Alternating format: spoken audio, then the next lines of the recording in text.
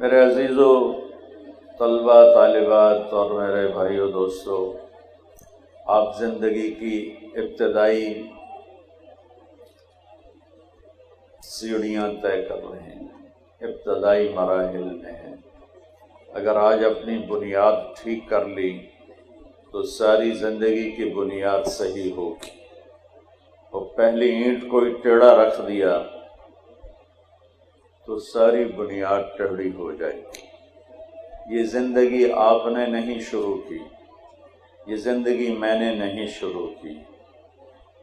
موت میں نہیں چاہتا ہوں، موت آپ بھی نہیں چاہتے ہیں، بڑھاپا ہم بھی نہیں چاہتے ہیں، یہ بچیاں بھی نہیں چاہتی، بیماریاں ہم میں سے کوئی نہیں چاہتا، حالات کا ہیر پھیر ہم میں سے کوئی نہیں چاہتا، لیکن ہم دیکھتے ہیں کہ ہماری طاقت ارادوں کے بغیر کچھ ہو رہا ہے۔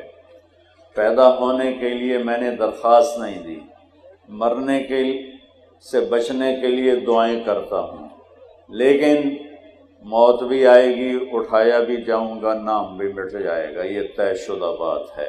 یہاں مالدار کا جنازہ بھی اٹھتا ہے اور غریب کا جنازہ بھی اٹھتا ہے، تو یہ پھر کیا ہے، یہ کیوں ہے؟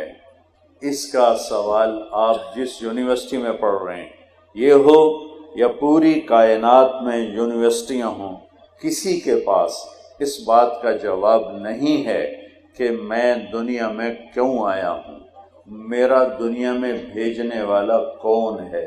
یہ لڑکیاں بیٹھی ہیں، ان کو لڑکی کس نے بنا دیا؟ یہ لڑکے بیٹھے ہیں، ان کو لڑکے کس نے بنا دیا؟ یہ شکلیں، یہ رنگ، یہ روپ، یہ کس نے بنائے ہیں؟ اس سوال کا جواب پوری دنیا کی انسانی کتابوں میں موجود نہیں ہے۔ پھر ہم سب مرنا نہیں چاہتے اور موت ہمیں پکڑتی ہے۔ اینما تکونوا یدرککم الموت ولو کنتم فی بروج مشیدہ۔ بھاگو، دوڑو، کتنا بھاگو گے، موت تمہیں پکڑ کے چھوڑے گی۔ حضرت علی کا فرمان ہے، الموت لیس منہ الفوت، ان اقمتم لہ اخذکم، ان فررتم منہ ادرککم۔ موت سے بھاگ کے کہاں جاؤ گے؟ این المفر، کدھر جاؤ گے؟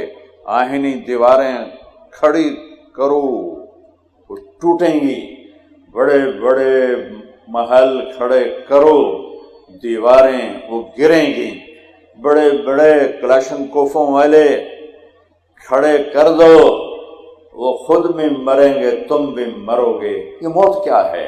یہ کہاں سے آئی ہے؟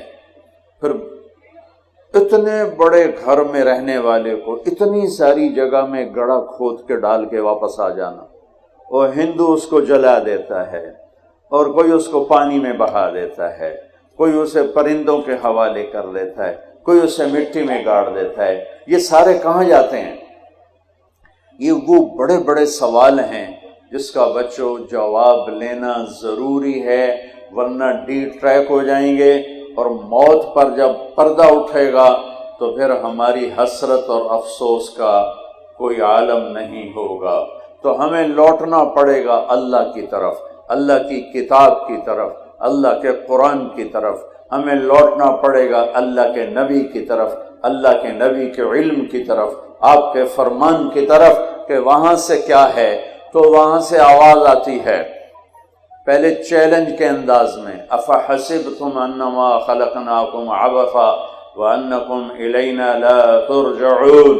کیا خیال ہے ہم نے تمہیں بیکار پیدا کیا ہے کہ جو مرضی کرو، کوئی چیک بیلنس کوئی نہیں ہے، جو مرضی کرو، ظالم ظالم بنتا رہے، مظلوم مظلوم بنتا رہے، یزید جیسے جھنڈے لہراتے رہیں، شمر جیسے خون بہاتے رہیں، اور حسین جیسوں کے سر کٹ کے نیزوں پہ چڑھتے رہیں، آل رسول جیسی پاکیزہ ترین نسل ان کے سر کٹ کے نیزوں پہ چڑھ جائیں، اور انسانیت کے نام پہ دھبا، انسان ہی نہیں جانوروں سے بھی بدتر ہو کہ ہاتھ میں جھنڈا ہو اور وہ لہرا رہا ہو۔ یہ سب ایسے ہی ہو رہا ہے، پیچھے کوئی ہے سسٹم، کوئی ہے دیکھنے والا۔ افحسبتم انما خلقناکم عبثا، بیکار پیدا ہوئے ہو، نہیں، بیکار نہیں پیدا ہوئے ہو۔